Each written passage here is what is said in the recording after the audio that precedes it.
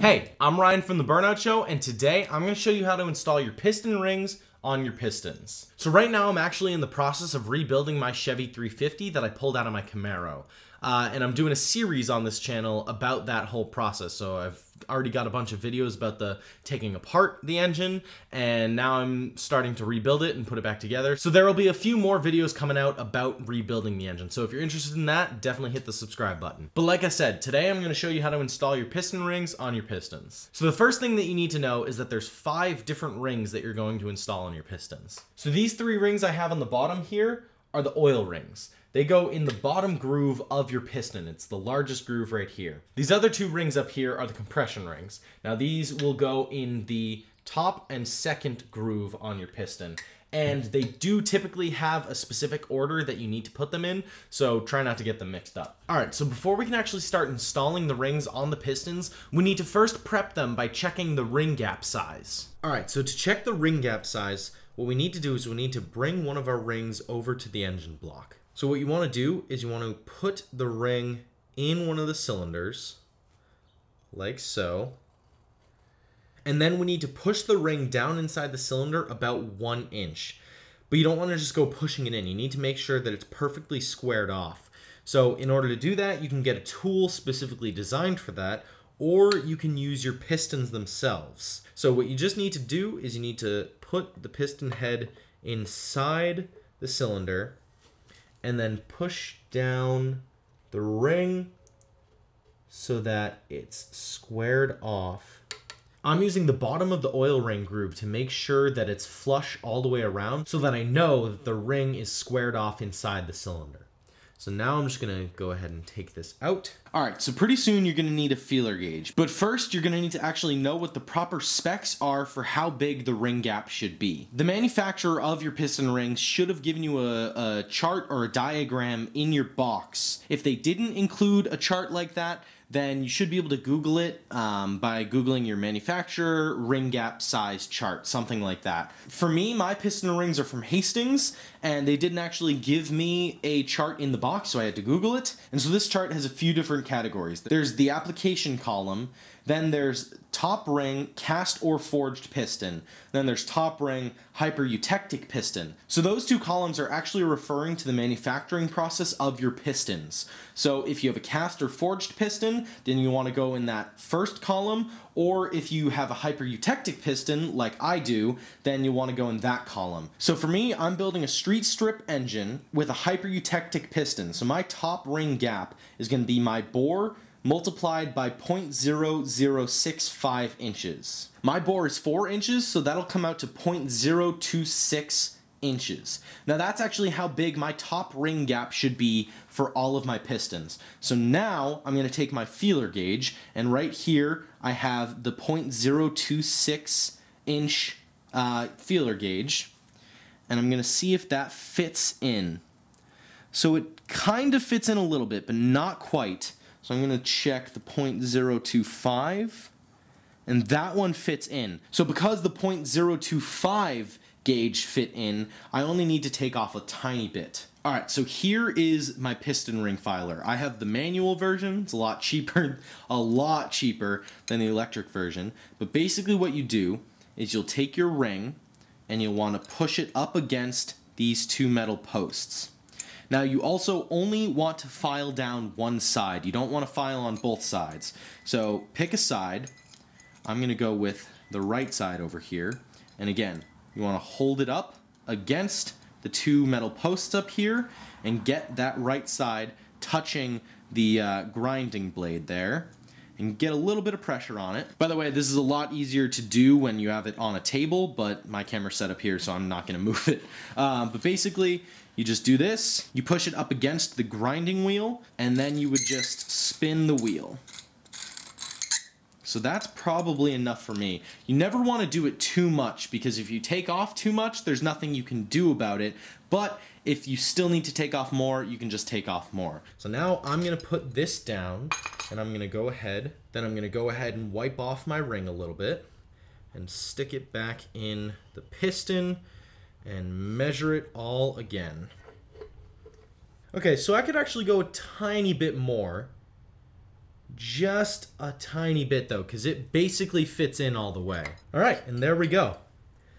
My .026 inch feeler gauge now fits in perfectly. So now this ring is basically ready to be installed on the piston. And then you can go ahead and do this for both the top and second combustion ring for every single cylinder. And you should always measure the rings inside the cylinders that they're going to be installed in the final installation. So you don't want to measure your rings in the first cylinder and then install them in this third cylinder, because they might have slightly different measurements and then they won't be correct. So definitely always measure the rings in the cylinders that they're going to be installed in. All right, so once you've made sure that the ring gap size is within spec, what you want to do is take a file and then take one of your rings and deburr the edges. Now, even if you didn't have to grind down the gap to make it bigger, you should still take a file and do this to make sure that none of the edges are too sharp. This will help prevent any scratches on the cylinder walls and make sure that everything is fitting well. So basically, you just want to take your file and lightly grind down the edges. You don't want to take off too much, you just want to make sure that those edges aren't too sharp. Now, an important thing to note with this is that you should always try to start here and push away. You never want to pull downward on the ring because you might damage the finish by pulling that way. So you should just always try to push out off of the end like that. And again, you want to do that for both of your compression rings.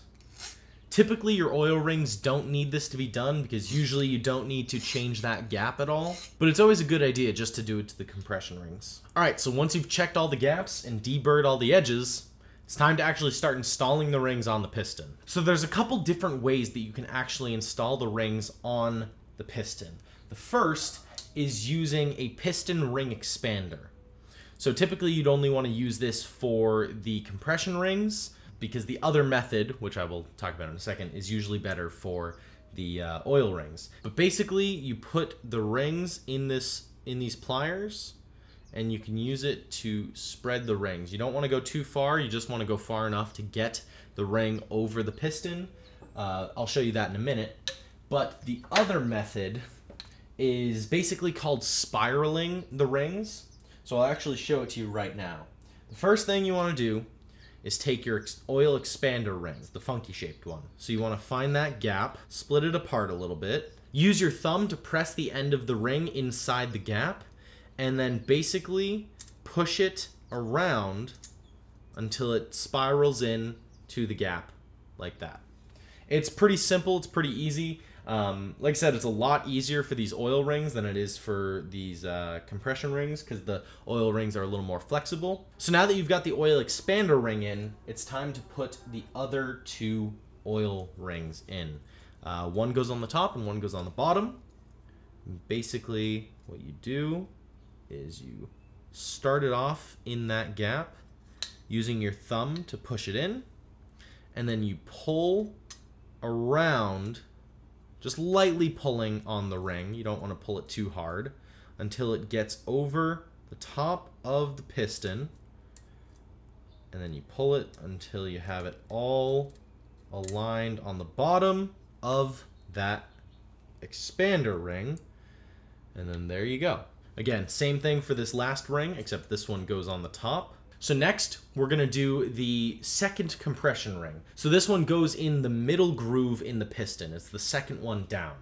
And for this, I am going to use my ring expander. Now, you can also do the spiraling technique with these compression rings. However, I find it better to use the ring expander because these compression rings can be particularly brittle and they can be really easy to break. All right, now some piston rings actually have a specific orientation that they need to go in. This ring specifically says that this side is the top. So this side will go facing up towards the top of the engine. But yeah, just double check to make sure that you are putting it in the right orientation, or that it doesn't matter, because some rings, it doesn't matter. You can put them in whichever direction. But now I'll grab the ring expander and I'll go ahead and hold that piston ring out, and then you just need to expand the ring wide enough so that you can easily get it over the piston top and then into the gap, just like that. And then you let go, and you got your ring installed. So it's the same thing for this ring. You just expand it until it's big enough to get over the top, line it up with the groove, and release. Now you've got all your rings installed. So overall, this is a really simple process, but there is one last thing that we need to do. We need to align the ring gaps in the correct position. So this will vary slightly depending on the make and model of your engine and what piston kits you're using, and a whole bunch of different factors. But generally, you want the gap of the oil expander ring at the top of the piston, and then the other two oil rings 1 inch to either side. And then opposite of that, you want the compression rings roughly 1 inch on either side from the bottom of the piston face. So that's just about it for this whole process. It's not super complicated, it's not super difficult. It is a little time consuming depending on how many pistons you have, but generally pretty easy. But yeah, that's gonna be it for this video. So if you found this video helpful, definitely hit that like button. Like I said at the beginning of the video, I'm doing a series on rebuilding my 350, so if you're interested in that, definitely subscribe. And if you have any questions about any of this or have any other specific tutorials that you want to see me do, definitely leave those down in the comments and I'll try to get to them. But other than that, thank you for watching, and I hope this helped.